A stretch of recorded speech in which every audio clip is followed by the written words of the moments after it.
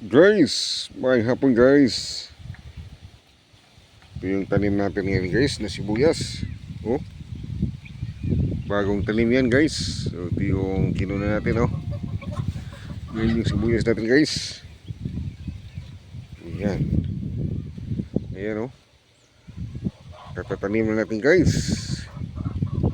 Bukas mag-harvest tayo ng sibuyas bukas. Guys, magandang hapon. Dito tayo sa taniman natin ng sibuyas. Oh, katatanim yan guys oh. Ayan. Ayan. Ayan guys. Ayan guys. Sibuyas kayo dyan.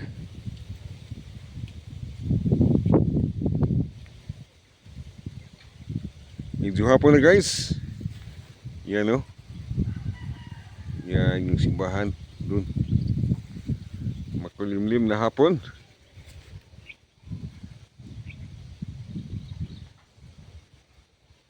Yan yung tanim natin.